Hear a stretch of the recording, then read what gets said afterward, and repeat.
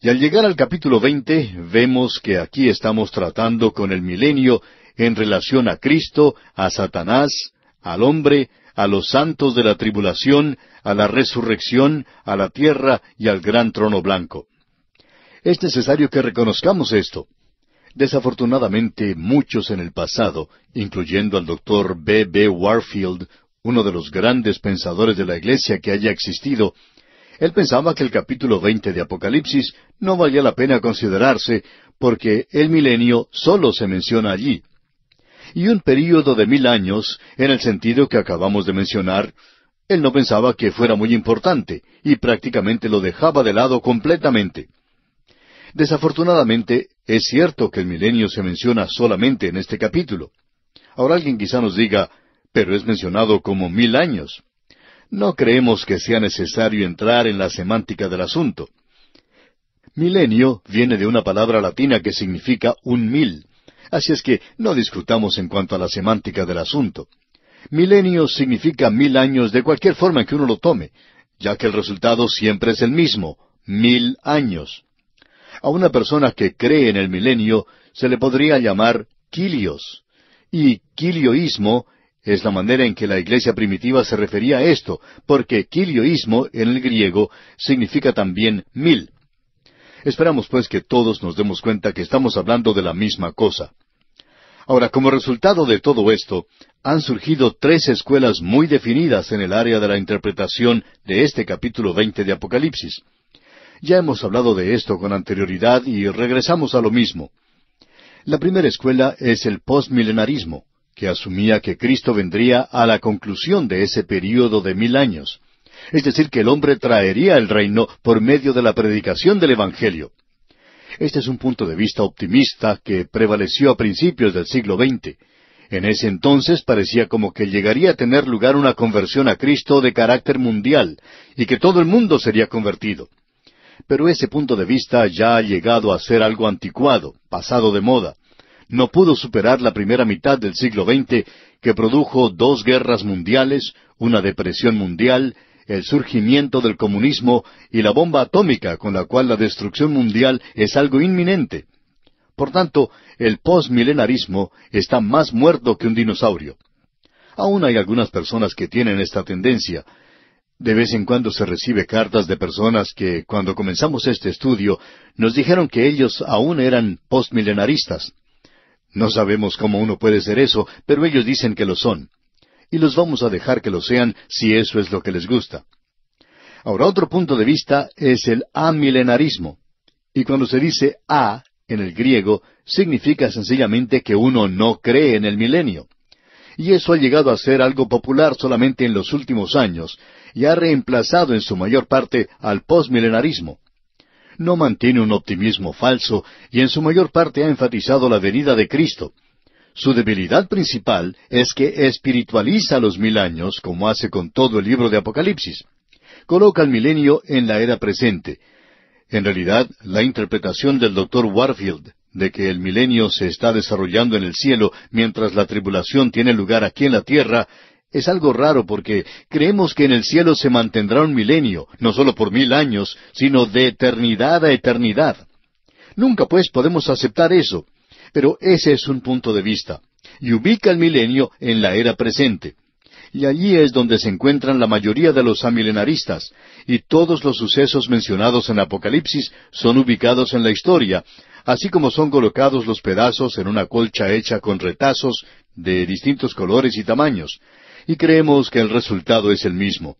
Es un verdadero lío. Ahora, el premilenarismo, por el contrario, toma el capítulo 20 de Apocalipsis a pie juntillas, como hace con todo el libro de Apocalipsis, aplicando una interpretación literal, a no ser que el contexto instruya de otra manera. Tuvimos un ejemplo de esto en el capítulo 19, donde dice que cuando el Señor viene, lo hará con una espada que sale de su boca. Y se nos ha hecho la pregunta si allí se habla de una espada literal que sale de su boca. Y creemos que la Escritura presenta esto claramente, que se refiere a la palabra de Dios, la cual es la espada. El apóstol Pablo dice que debemos tomar la palabra de Dios, la cual es la espada del Espíritu. Ahora, con esa clase de instrucción, no vemos cómo podemos entender mal lo que él está diciendo. es necesario tener una razón bíblica para la interpretación, y no creemos que uno pueda espiritualizar esto de ninguna manera. Y por supuesto, esa es la costumbre del día de hoy, ese es el método popular. Ahora debemos decir lo que creemos que es obvio. Somos premilenaristas y también que somos pretribulacionistas. La razón que tenemos para decir esto es que eso es lo que enseña el apóstol Juan aquí. Si usted no está de acuerdo con nosotros, todavía podemos continuar siendo amigos. Y si a usted le gusta estar equivocado, pues es cosa suya y no nuestra. No nos enojemos entonces ni perdamos tiempo en discusiones. Es suficiente con establecer nuestra posición.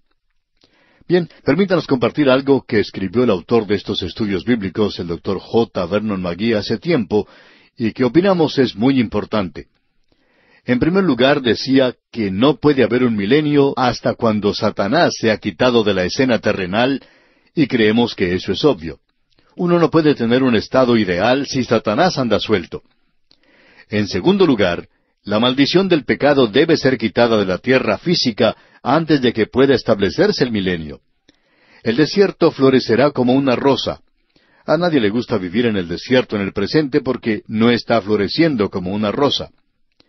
En tercer lugar, la resurrección de los santos del Antiguo Testamento tiene que tener lugar al principio de los 1000 años.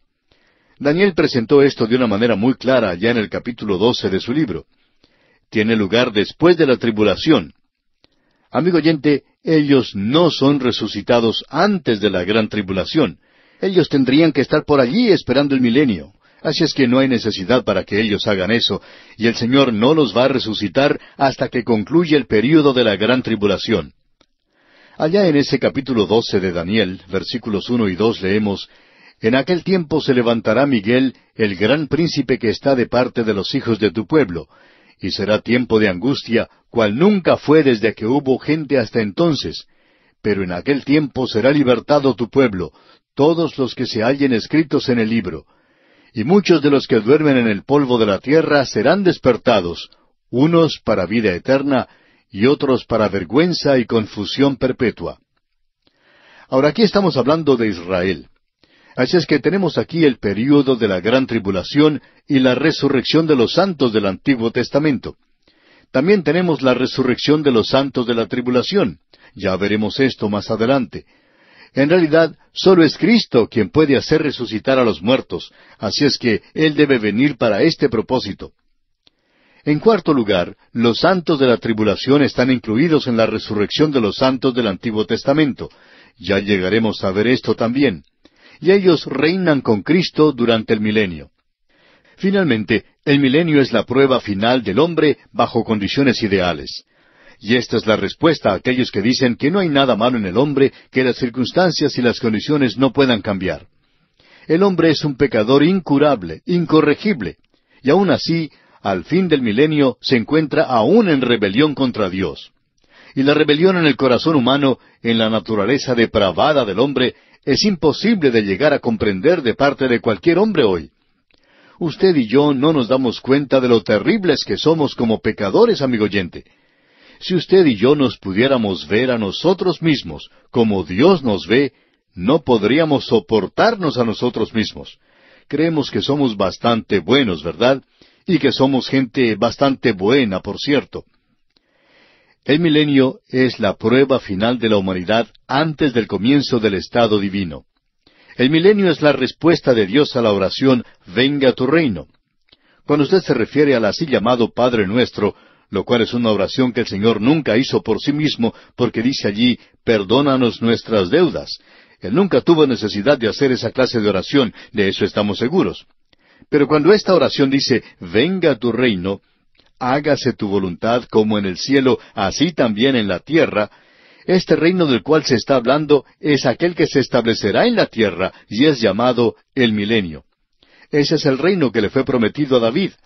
Dios juró en cuanto a su establecimiento.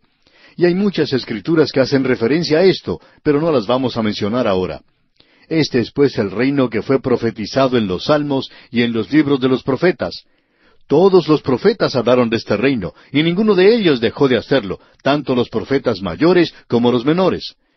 Estas son unas pocas de las muchas escrituras que podríamos presentar. En realidad, el reino teocrático era el tema de todos los profetas del Antiguo Testamento. Este es el reino teocrático que viene sobre esta tierra. Bien, veamos ahora qué es lo que nos dice este texto del capítulo 20 de Apocalipsis, y vamos a leer los primeros 3 versículos. Vi a un ángel que descendía del cielo con la llave del abismo y una gran cadena en la mano, y prendió al dragón, la serpiente antigua, que es el diablo y Satanás, y lo ató por 1000 años, y lo arrojó al abismo y lo encerró, y puso su sello sobre él, para que no engañase más a las naciones hasta que fuesen cumplidos 1000 años. Y después de esto debe ser desatado por un poco de tiempo. Usted habrá notado que aquí se menciona 2 veces la expresión 1000 años en estos 3 primeros versículos. Se menciona 6 veces en este capítulo 20. Y hay quienes les gusta decir, bueno, después de todo, el milenio solo se menciona en un capítulo. Sí, pero Dios lo menciona 6 veces. ¿Cuántas veces tiene que mencionarlo Él para que sea cierto? Él lo menciona aquí más de lo que menciona algunas de las otras cosas que la gente enfatiza y piensan que son de importancia porque se mencionan 1 o 2 veces en las Escrituras. Y aquí tenemos esta expresión mencionada 6 veces. Así es como se menciona los 1000 años, y siempre en esta relación. Aquí lo tenemos en relación al diablo y Satanás, y esperamos que no nos entienda mal, amigo oyente, en cuanto a quién es Él. Él es arrojado al abismo, y de esto ya hablamos anteriormente. Ahora hay algunos expositores bíblicos que separan esta sección del milenio, es decir, que lo están clasificando como la escena final del día de la ira. Este punto de vista le quita impacto a la aguda distinción que existirá en la tierra cuando sea quitado Satanás, la diferencia que esto hará. Él se encuentra encarcelado y ausente de la tierra, y eso cambia las condiciones de las tinieblas a la luz. Él es el Dios de esta edad, el príncipe de la potestad del aire, y su poder e influencia en el mundo es enorme. Es más allá de lo que puedan analizar las grandes computadoras. Su salida, pues, abre el camino al milenio. Si Él está suelto, entonces no puede haber un milenio. Así es que, amigo oyente, si nosotros vemos el milenio con relación a Satanás, Él tiene que ser quitado de la escena terrenal. Los hombres hablan hoy de traer paz a la tierra y en cuanto a producir prosperidad y cosas por el estilo. Y esto finalmente será encabezado por el Anticristo, y Él no será capaz de lograr esto, aunque por un corto período de tiempo parezca que lo va a hacer. Pero, amigo oyente, mientras Satanás esté suelto en el mundo, uno no puede tener una utopía. No se puede tener aquí una situación ideal con Satanás suelto. Aquí es reducido el poder de Satanás, ya que un ángel ordinario, común, se convierte en su carcelero y lo lleva cautivo. Ahora notemos que él es colocado en el abismo. Este no es el lago de fuego, esto lo veremos más adelante. Después de esto, él debe ser liberado por un corto tiempo. Aquí es donde tenemos un problema, y un verdadero problema. ¿Por qué es liberado después que Dios le ha encadenado y arrojado al abismo? Bueno, el doctor Lewis Perry Chafer ha dado una respuesta cuando se le preguntó por qué Dios había soltado a Satanás después de haberle tenido cautivo. Y su respuesta creemos que tiene mucho significado. Él dijo, si usted me dice a mí, ¿por qué Dios le dejó libre en el primer lugar? Entonces yo le diré por qué Dios le dejó libre en el segundo lugar. Bueno, esa es la respuesta. ¿Por qué le dejó Dios libre? Bueno, Dios tiene un propósito detrás de todo esto, y ese es el gran problema del mal. ¿Por qué lo ha permitido Dios? Nosotros creemos que Dios está obrando un programa tremendo, y que este es el misterio de Dios que aún tiene que ser revelado a nosotros, y nos será revelado algún día. Todo lo que Él nos pide a usted y a mí es que andemos por fe. Confíe en Dios, confíe hoy que Él está obrando correctamente. El autor de estos estudios bíblicos, el doctor J. Vernon McGee, contaba lo siguiente. Decía él, recordaba que mi papá me llevó en un viaje en un carro tirado por un caballo cuando yo era pequeño. De pronto se desató una tormenta y yo tenía mucho miedo. Soplaba el viento y era una verdadera tormenta y nos estábamos mojando.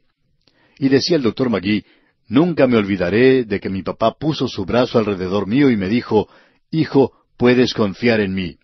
Y así lo hice. Me acerqué a mi papá, decía él, y confié en él. Y salimos de esa tormenta. Ahora, decía él, mi padre terrenal se ha ido. Murió cuando yo tenía solo 14 años. Y no he tenido un Padre terrenal por mucho tiempo, pero he tenido un Padre celestial por muchos años. Y así es que, a través de las tormentas de esta vida y con todos los problemas que se han presentado, he tenido en quien confiar. Pero amigo oyente, no tenemos la respuesta para darle a usted en cuanto a esto, aunque nos gustaría tenerla. Hace tiempo se publicó un libro que trataba del problema del mal, y cuando uno termina la lectura de este libro, aún existe el problema del mal. Ese libro no lo soluciona. Y el autor de este libro utilizó unas 200 páginas para decir lo que nosotros vamos a decir en una sola frase. No sabemos la respuesta al problema del mal. Y él tampoco la sabía, pero tendremos la respuesta algún día si andamos por fe. Ahora Dios encarceló a Satanás por 1000 años. No hubiera podido tener un milenio sin haber hecho eso. Y luego tenemos aquí que los santos de la tribulación reinan con Cristo por 1000 años.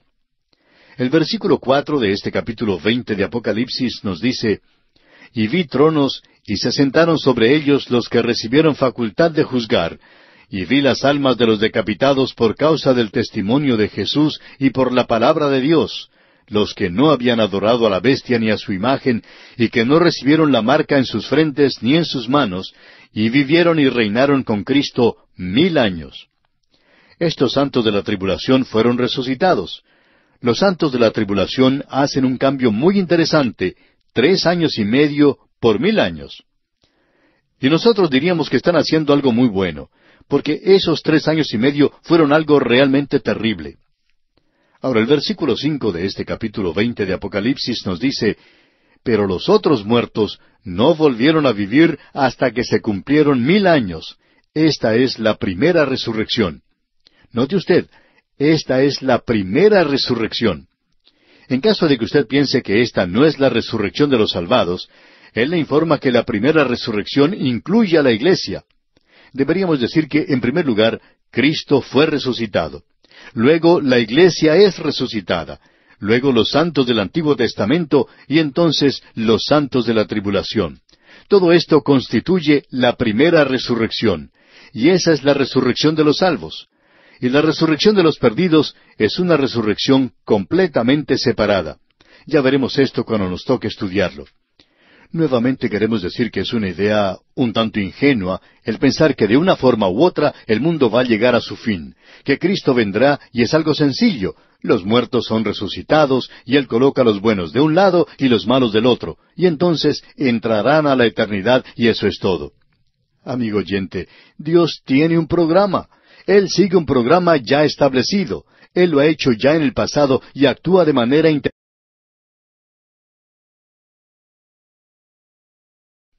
Estamos en el capítulo 20 de este libro. Es una sección muy importante y por eso queremos volver a leer estos versículos 4 al 6 del capítulo 20 de Apocalipsis, que dicen, «Y vi tronos, y se sentaron sobre ellos los que recibieron facultad de juzgar, y vi las almas de los decapitados por causa del testimonio de Jesús y por la palabra de Dios, los que no habían adorado a la bestia ni a su imagen, y que no recibieron la marca en sus frentes ni en sus manos, y vivieron y reinaron con Cristo 1000 años.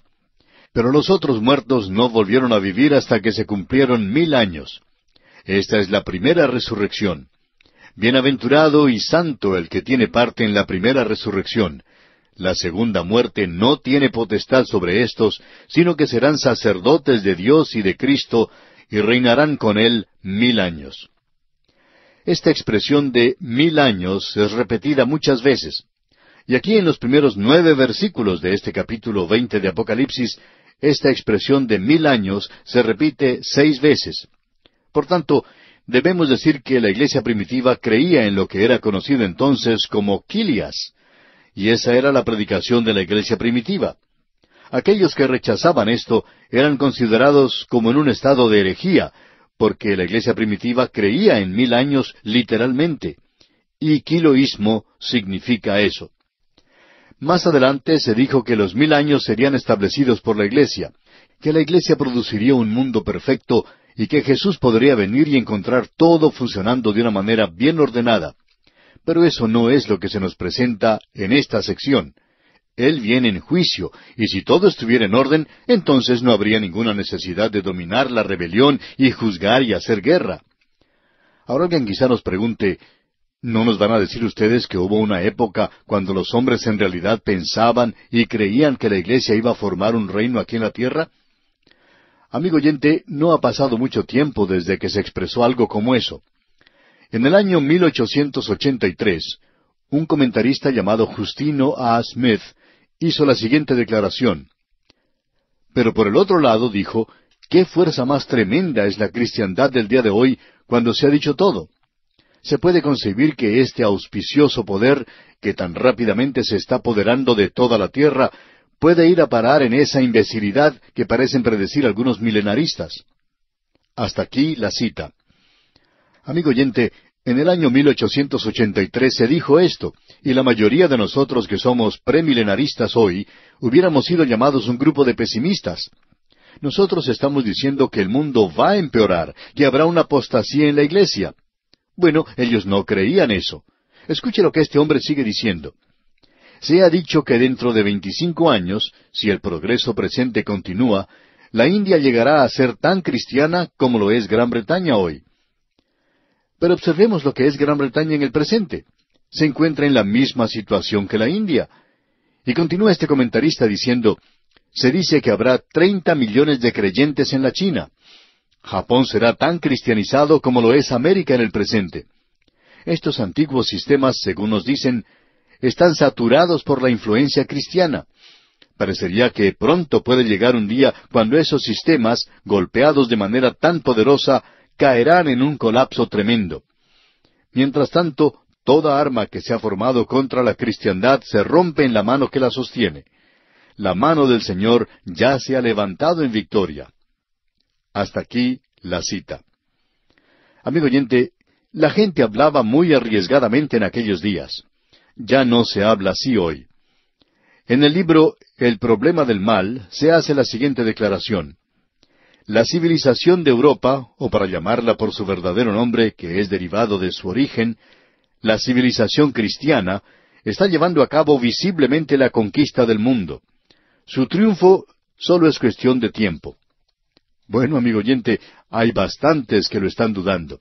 En realidad, la así llamada civilización europea, o civilización cristiana, se está desintegrando y ya ha desaparecido en su mayor parte. Esta gente le da poca importancia a este capítulo 20 de Apocalipsis. Y aún hombres de la estatura del Dr. Warfield, a quien consideramos uno de los eruditos más grandes de esta generación, quizá diríamos de este siglo, dice que no hay ninguna referencia a tal era, es decir, al milenio aquí en la tierra. Y estas son sus palabras, escuche usted. Apocalipsis capítulo 20 es una porción muy obscura. Amigo oyente, él no le presta ninguna atención a todo lo que dice el Antiguo Testamento, donde Dios realizó un pacto de que Él iba a establecer su reino sobre la tierra, y que sería uno del linaje de David. Él ignora completamente todo esto. El Dr. Roth dijo hace algún tiempo, nuestra llave no abre. La llave correcta se ha perdido. Y hasta cuando logremos tenerla en nuestra posesión otra vez, nuestra exposición nunca llegará a tener éxito. El sistema de ideas bíblicas no es el de nuestra escuela.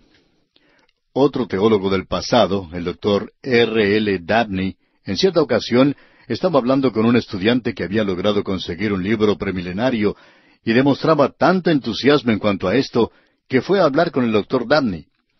El estudiante le contó acerca del libro que había leído y el Dr. Dabney le dijo, probablemente usted tenga razón. Yo nunca he estudiado esta materia. Él estaba admitiendo honestamente que nunca había estudiado la profecía. El Dr. Charles Hodge, otro teólogo destacado, dijo lo siguiente, este tema no puede discutirse adecuadamente sin realizar un estudio de todas las enseñanzas proféticas de las Escrituras en el Antiguo y en el Nuevo Testamento. Esta tarea no puede desarrollarse satisfactoriamente por una persona que no ha realizado un estudio de las profecías y lo ha hecho su especialidad. El autor, o sea el Dr. Hodge, sabiendo que él no tiene tales requisitos para esta tarea, propone limitarse a sí mismo en gran medida a la investigación histórica de los diferentes esquemas de interpretación de las profecías bíblicas en cuanto a este tema. Ahora, en el día de hoy, todo esto ha cambiado. Hay mucho interés en la profecía. Pero nos gustaría ver a personas que sean tan honradas como el Dr. Hodge y decir, bueno, En realidad no he estudiado este tema como debería haberlo hecho. Desafortunadamente muchos hombres están hablando sobre el tema de la profecía que no han estudiado en realidad el tema. Esta es una materia muy importante, es una materia vital. Amigo oyente, nosotros no decimos tener los requisitos especiales para esto. El autor de estos estudios bíblicos, el Dr. J. Vernon McGee, decía que él lo había estudiado por 40 años y que le había prestado bastante atención. En cierta ocasión se le preguntó a él, cuando era pastor de una iglesia, ¿por qué hablaba tanto de la profecía? Y él respondió que todo el mundo lo estaba ignorando. Eso fue hace muchos años. Él estaba tratando de hacerlo por todos nosotros. Estaba dando bastante énfasis porque siempre lo consideró importante. Opinamos que es peligroso hoy el que muchos se estén apartando paso a paso hacia este asunto de establecer fechas para el rapto de la iglesia. No creemos que uno pueda hacer eso. Creemos que esa es una fecha que no se le puede fijar ningún término absoluto. Puede ser el día de mañana, como bien puede no serlo. Así es que aquí necesitamos reconocer que nos encontramos en un período donde no se nos han dado fechas. Pero sí estamos viendo la preparación del escenario. No sabemos qué es lo que piensa hacer Dios en el futuro, pero sabemos que Él tiene las cosas en posición. Podemos decir nuevamente lo que dijo el Dr. Bill Anderson. Quisiéramos, por cierto, que el Señor viniera ahora, que tiene todas las cosas en posición, porque no nos gustaría que Él tuviera que pasar por todo ese trabajo para ponerlo todo en posición otra vez. Bueno, no creemos que haga eso. Vamos pues a leer ahora esta sección, porque este asunto que ya existía en la iglesia primitiva, el quiloísmo, es milenarismo, ya sea pre, o post, o amilenarismo. Esta es en realidad la gran línea divisoria entre los expositores bíblicos. No hay ninguna duda en cuanto a eso.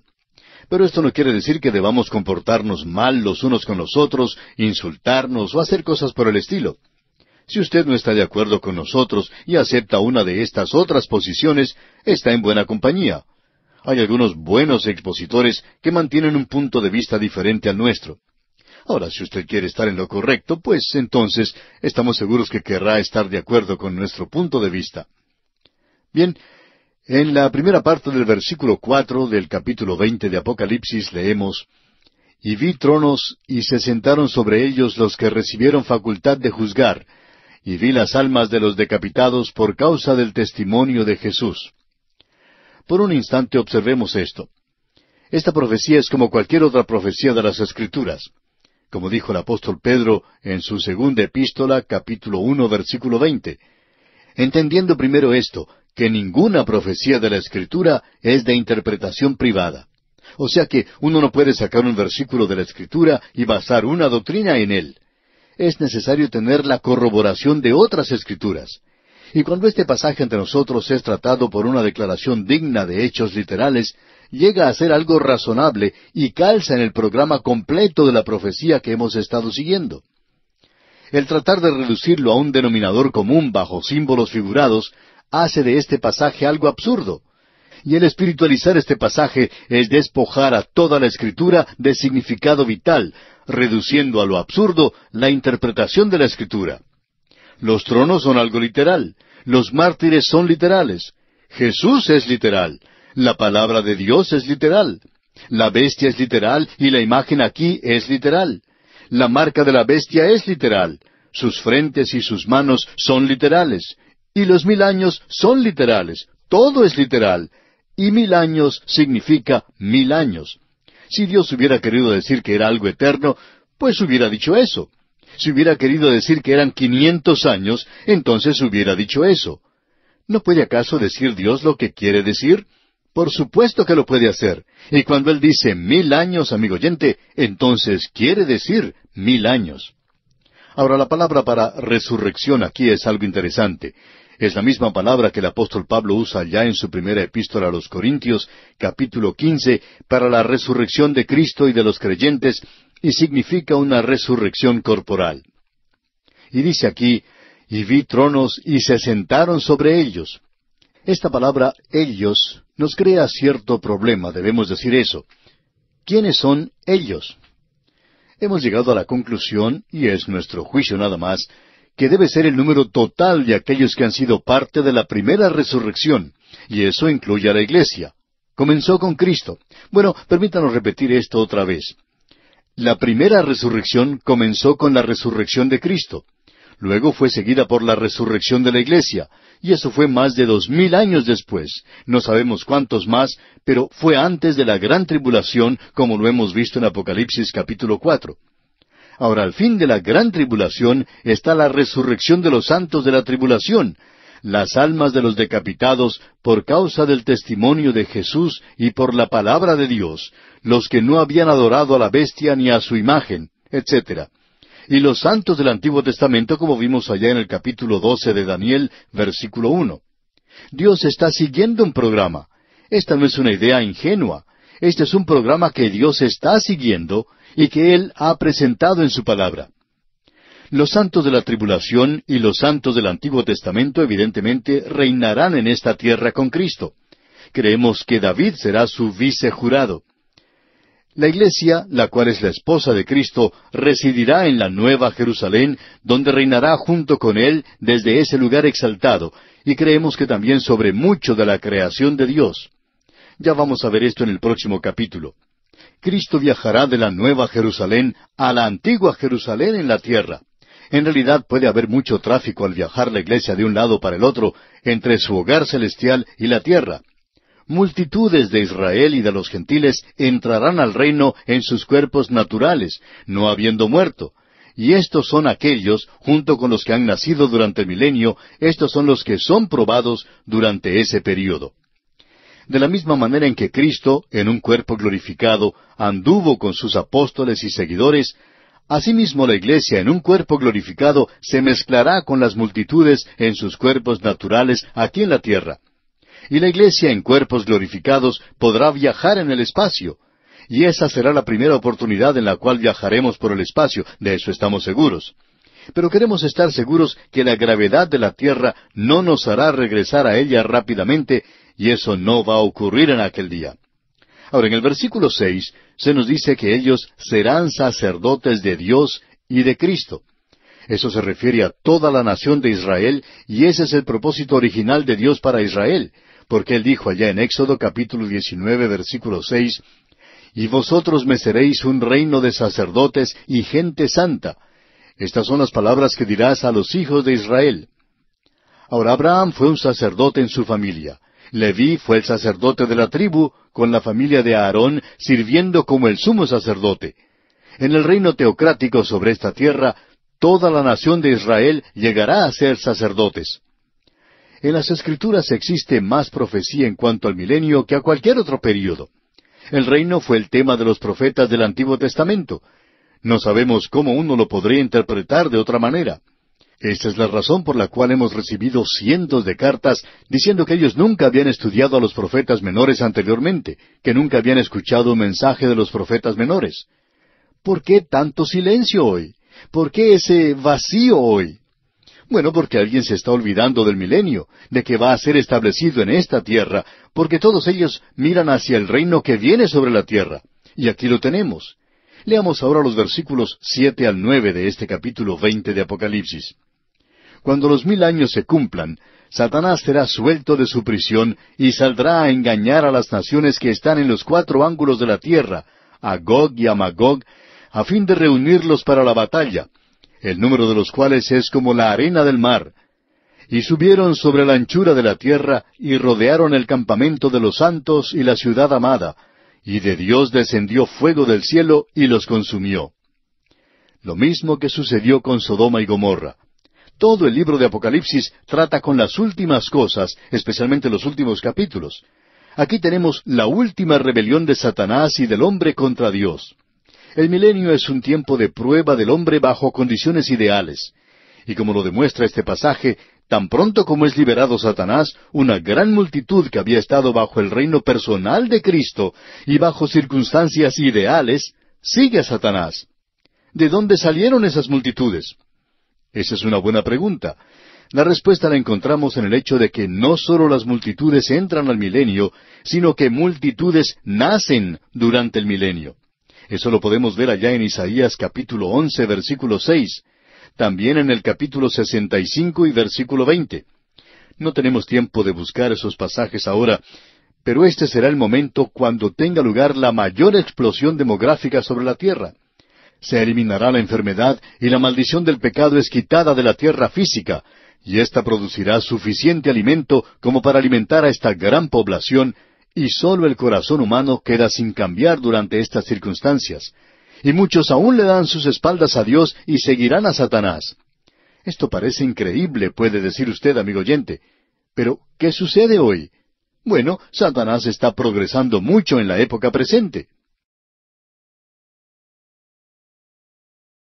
Vamos a leer lo que dice el versículo 9 de este capítulo 20. Y subieron sobre la anchura de la tierra, y rodearon el campamento de los santos y la ciudad amada, y de Dios descendió fuego del cielo y los consumió. Ya hemos explicado esa rebelión después del milenio como algo que revela lo terrible que es el corazón del hombre. Jeremías dijo en el capítulo 17 de su libro, versículo 9, «Engañoso es el corazón más que todas las cosas y perverso. ¿Quién lo conocerá?»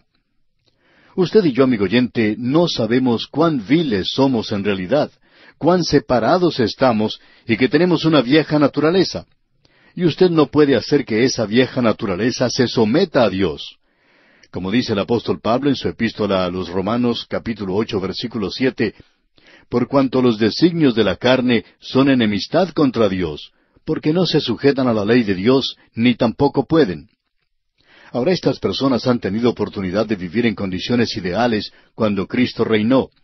Y hablando francamente, pensamos que ya se estaban cansando un poco. Cuando Él reine, como ya hemos dicho, va a ser verdaderamente un dictador. Y usted tiene que andar en línea, o si no, atenerse a las consecuencias. Y a ellos no les gustaba comportarse de esa manera.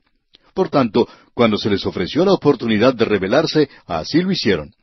Y eso revela el poder de Satanás, y ellos le están siguiendo. Ahora, a esta rebelión aquí se le llama Gog y Magog.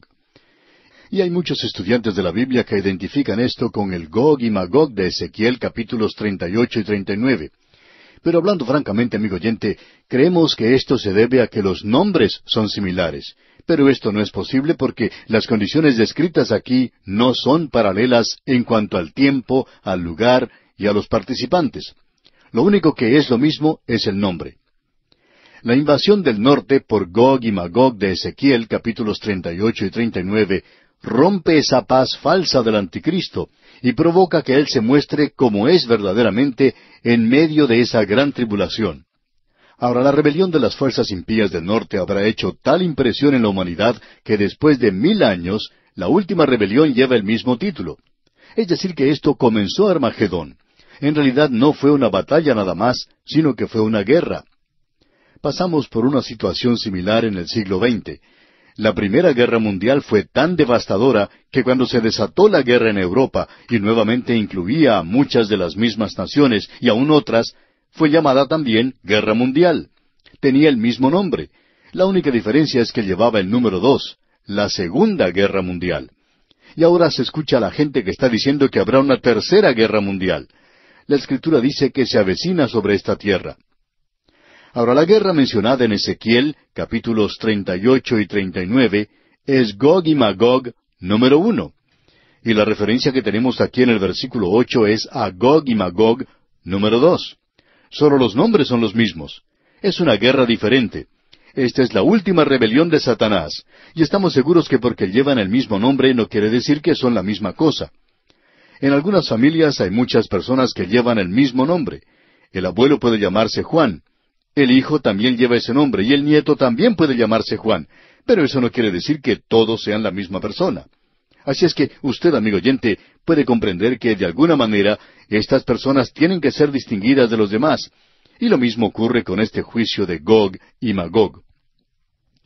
En el versículo 9 de este capítulo 20 de Apocalipsis, tenemos que se arroja la última bomba atómica. Esa frase, «y de Dios», en realidad no está en el texto. Indica sencillamente que las fuerzas naturales que destruyeron a Gog y Magog, número 1, y si usted revisa esto, podrá ver que las fuerzas naturales también destruirán a Gog y Magog, número 2. Usted puede revisar esto, de que hubo en realidad ciertas plagas que Dios envió sobre ellos. Esta fue la lluvia de granizo del cielo. Esta última resistencia y rebelión contra Dios fue tan insensata y sutil como la primera rebelión del hombre en el jardín del Edén. Y aquí no tenemos el principio, sino el fin de la desobediencia del hombre para con Dios. Es lo último de la rebelión del hombre. Ya no queda más sino el juicio final. Ahora leamos el versículo 10 de este capítulo 20 de Apocalipsis. Y el diablo que los engañaba fue lanzado en el lago de fuego y azufre, donde estaban la bestia y el falso profeta, y serán atormentados día y noche por los siglos de los siglos. Esta es una declaración muy solemne, y es rechazada por esta edad que habla tanto del amor. Pero es bueno, especialmente para el Hijo de Dios, saber que el enemigo suyo y de Dios por fin será juzgado permanentemente. Aquí no hay nada para satisfacer la curiosidad o el gusto sádico. El hecho de que sea presentado aquí de manera reverente y reservada es para nosotros más impresionante aún. Si el hombre hubiera sido quien hubiera escrito esto, habiendo dicho tanto, él no podría haberse detenido y evitado decir mucho más. En el día de hoy tenemos esto que Sir Robert Anderson dice o llama declaraciones extrañas de los traficantes de profecía. Usted puede apreciar que hay hombres hoy que van mucho más allá de la palabra de Dios. La palabra de Dios muestra mucha reserva. Se dice muy poco en cuanto a este tema del infierno y también del cielo. Vamos a ver el cielo, Dios mediante, en nuestro próximo programa. Ahora aquí tenemos varias cosas que contradicen ideas o conceptos populares. En primer lugar, el diablo no está en el infierno en el día de hoy. Él es el príncipe de la potestad del aire. Él es quien hoy controla gran parte de este mundo en que vivimos. Dios, por supuesto, le ha puesto cierto límite, y en la gran tribulación Él tendrá completa autoridad por un corto tiempo. En segundo lugar, Él no es el primero en ser arrojado al infierno. La bestia y el falso profeta le precedieron a Él por 1000 años. Y luego, finalmente, el infierno es descrito como un lago de fuego y azufre. El Señor Jesucristo mismo fue quien presentó la descripción más solemne del infierno. Escuche los siguientes versículos. Juan el Bautista dijo allá en Lucas, capítulo 3, versículo 7, y decía a las multitudes que salían para ser bautizadas por él, «Oh generación de víboras, ¿quién os enseñó a huir de la ira venidera?» Luego en el capítulo 25 del Evangelio según San Mateo, versículo 41, leemos, «Entonces dirá también a los de la izquierda, Apartaos de mí, malditos, al fuego eterno, preparado para el diablo y sus ángeles». Y el capítulo 8 del Evangelio según San Mateo, versículo 12, dice, «Mas los hijos del reino serán echados a las tinieblas de afuera. Allí será el lloro y el crujir de dientes». Esto debería hacer pensar a unos pocos. ¿Cómo puede ser una tiniebla total y aún un fuego literal? En el Evangelio según San Mateo, capítulo 13, versículo 42, leemos, «Y los echarán en el horno de fuego. Allí será el lloro y el crujir de dientes». Y luego el Señor Jesucristo dijo en el Evangelio según San Marcos, capítulo 9, versículo 44, «Donde el gusano de ellos no muere, y el fuego nunca se apaga». Para nosotros este fuego es un cuadro, es el mejor símbolo que puede utilizarse de la realidad. Hay pecados que los hombres han cometido en el espíritu, por ejemplo. ¿Cómo pueden ser ellos castigados en el cuerpo? Creemos que las tinieblas de afuera y el abismo es el estar separados de Dios y el mirar hacia una vida que ha sido malgastada en este mundo. ¿Y puede usted pensar, amigo oyente, en un fuego que sea más caliente que el de un hombre que esté en el infierno y escuche allí la voz de un hijo diciéndole, «Papá, yo te he seguido aquí»? Amigo oyente, esto es algo muy solemne. Cierto hombre le dijo en una ocasión al doctor Bill Anderson, «Supongamos que lleguemos allí y descubramos que esto no es cierto». «Bueno», respondió el doctor Anderson, «entonces tendremos que pedirle disculpas y decir que hemos entendido mal al Señor. Pero supongamos que llegamos allí y tenemos razón, y que usted está equivocado. ¿Qué en cuanto a esto?» Amigo oyente, esto es lo que ha hecho perder el sueño a muchas personas. ¿Qué si esto es cierto? Y amigo oyente, es cierto. Esta es la palabra de Dios la que estamos contemplando. Nos gusta mucho el capítulo 3 del Evangelio según San Juan, versículo 16. Pero ¿qué piensa usted en cuanto a esto? Vimos que el fuego es un símbolo muy pobre de la realidad, y lo que es el estar perdido, separado de Dios por la eternidad. Uno no puede reducir estas descripciones a nada menos que la realidad. No podemos aceptar nada que sea menos que esto, porque un símbolo siempre es una pobre representación de la realidad. Usted no puede disolver esto en un mundo de fantasía. La realidad supera en mucho el símbolo, y el lenguaje humano es muy pobre cuando trata de describir esta terrible realidad. Este es un lugar y también es un estado. Es un lugar de tormento consciente. Ese es el lenguaje de la palabra de Dios. Uno no puede escapar a esto. Ahora el versículo 11 de este capítulo 20 de Apocalipsis dice, «Y vi un gran trono blanco, y al que estaba sentado en él, de delante del cual huyeron la tierra y el cielo, y ningún lugar se encontró para ellos». Este es el gran trono blanco. Esto es lo que los hombres equivocadamente llaman el juicio general. Es sólo general en el sentido de que todos los perdidos de todas las edades van a ser resucitados para ser juzgados aquí. Todos los que han sido salvos han sido resucitados en la primera resurrección. Eso lo vemos claramente aquí. Aún los santos de la tribulación han sido parte de la primera resurrección. Esta es la segunda resurrección, y estos son resucitados aquí para juicio. Los perdidos son resucitados para recibir una evaluación justa, equitativa, de todas sus obras en relación a su salvación. En cierta ocasión un pastor tuvo que visitar a un hombre en su lecho de muerte. El enfermo le dijo, «Predicador, usted no tiene necesidad de hablar conmigo en cuanto al futuro. Creo que Dios va a ser justo y me permitirá presentar mis obras». El pastor le contestó, «Usted tiene razón, usted es justo y recto, y le permitirá que presente sus obras. Eso es lo que él dice que va a hacer. Pero también hay algo más. En ese juicio, nadie llega a ser salvo porque usted no puede ser salvo por sus obras. Cuando usted llega a la presencia de un Dios justo, entonces sus pequeñas obras son tan insignificantes que no llegarán a ser nada». A veces uno ve a un niño de 2 o 3 años juntando algunas flores para su abuelita. Cuando él se las lleva a ella, pueden ser un ramo de flores marchito que han perdido su hermosura. Sin embargo, la abuelita agradece mucho lo que trae el nieto. Y si uno observa una escena como esta, puede darse cuenta de lo solemne que es cuando muchas personas llegan a la presencia de Dios y llegan ante Cristo, ante ese Cristo que han rechazado, con ese pequeño ramillete de flores marchitas, y esperarán que Él reaccione como la abuelita y que le dé unas palmaditas en la cabeza y que le diga qué bonitos que son. Amigo oyente, esto es algo muy solemne y también es algo muy serio. Es necesario que usted tenga un Salvador para poder estar en su presencia. Usted necesita estar vestido con la justicia de Cristo. ¿No sabe usted que somos pecadores? Estamos perdidos. Nos encontramos en un mundo donde nos gusta compararnos a los demás. A usted le parece que el vecino de al lado es tan bueno, pero en realidad usted debiera saber cómo es. Fue Samuel Johanán quien dijo, «Cada hombre conoce aquello de sí mismo que no se atreve a contarle ni a su mejor amigo». Usted se conoce a sí mismo, ¿no es así, amigo oyente? Usted conoce cosas que ha tapado y ocultado, que no quisiera revelar por nada del mundo.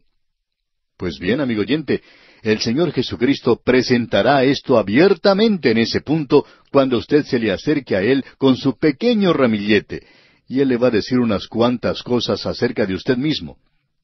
Usted necesita un Salvador hoy. Ahora notemos que aquí tenemos un gran trono blanco, y la santidad de este trono es revelada por la reacción del cielo y de la tierra hacia Él. Dice, «de delante del cual huyeron la tierra y el cielo». Se enrollaron como un pergamino. El que está sentado sobre el trono es el Señor Jesucristo. Ahora usted pregunta, ¿cómo es que sabemos esto? Porque el Padre a nadie juzga, sino que todo el juicio dio al Hijo. Porque como el Padre tiene vida en sí mismo, así también ha dado al Hijo el tener vida en sí mismo, y también le dio autoridad de hacer juicio, por cuanto es el Hijo del hombre. No os maravilléis de esto, porque vendrá hora cuando todos los que están en los sepulcros oirán su voz, y los que hicieron lo bueno saldrán a resurrección de vida. Eso nos dice el capítulo 5 del Evangelio según San Juan. Ahora, ¿cuál es la obra de Dios? Creer en aquel a quien Él ha enviado.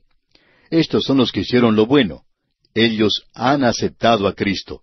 Entonces ellos saldrán a resurrección de vida. Esta es la primera resurrección. Ya hemos hablado en cuanto a esto. ¿Y los que hicieron lo malo, a qué clase de resurrección? Bueno, dice, a resurrección de condenación. Ese es el gran trono blanco. Y el versículo 12 de este capítulo 20 de Apocalipsis comienza diciendo, «Y vi a los muertos, grandes y pequeños, de pie ante Dios, y los libros fueron abiertos». Por cierto, amigo oyente, que uno va a tener un juicio justo.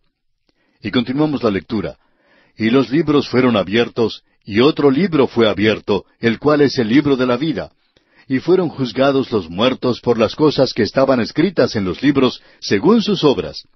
Y el mar entregó los muertos que había en él, y la muerte y el Hades entregaron los muertos que había en ellos, y fueron juzgados cada uno según sus obras». Amigo oyente, su vida está en una cinta grabada, y Él tiene esa cinta. Y cuando Él la haga girar, usted va a poder escucharla, y no va a ser algo muy lindo de escuchar tampoco. ¿Está usted dispuesto a estar ante Dios y escuchar cuando Él haga sonar esa cinta de su vida? Pensamos también que Él va a tener una televisión para que usted pueda contemplar allí su vida. ¿Piensa usted que puede pasar esa prueba? No sé en cuanto a usted, amigo oyente, pero yo no la podría pasar. Y gracias a Dios por la gracia de Dios. Ese es el único camino. Juan dice aquí que los muertos estaban clasificados como grandes y pequeños. Ahora todos están perdidos. Evidentemente ninguno ha tenido su nombre escrito en el libro de la vida. Nunca han buscado a Dios para salvación. El Señor Jesucristo dijo que en su generación no queréis venir a mí para que tengáis vida. Estos no han ido a Él. Y estos son los libros que han registrado las obras en todas las personas. Dios guarda esas cintas y las hará sonar para esta gente en el momento oportuno. Amigo oyente, habrá muchos políticos que tendrán que escuchar estas cintas en aquel día. Y habrá muchos predicadores como nosotros que vamos a tener que escuchar estas cintas en aquel día. Y amigo oyente, esto no nos va a hacer muy felices. Pero si usted es salvo, entonces no va a tener que estar en este juicio. Sus obras serán juzgadas como un hijo de Dios en el tribunal de Cristo, lo cual tuvo lugar durante la gran tribulación. Pero este es el juicio de los perdidos aquí. El Señor Jesucristo había dicho, «Y no queréis venir a mí para que tengáis vida». Y estos no habían ido a Él. Y hay multitudes que quieren ser juzgadas según sus propias obras. Esta es su oportunidad. El juicio es justo, pero ninguno es salvado por sus obras. Luego leemos, «Y el mar entregó los muertos». Ha habido multitudes que han muerto en el mar, y los elementos químicos de sus cuerpos han sido disueltos en las aguas del mar. Y usted se pregunta, ¿cómo pueden ser resucitados estos? Porque algunos están en el Atlántico, otros en el Pacífico, y así sucesivamente. Bueno, Dios no tendrá ningún problema con eso, amigo oyente. Después de todo, son solo Adanes. Él solo tiene que unirlos, formarlos otra vez. Y ya lo hizo una vez y lo puede hacer otra vez.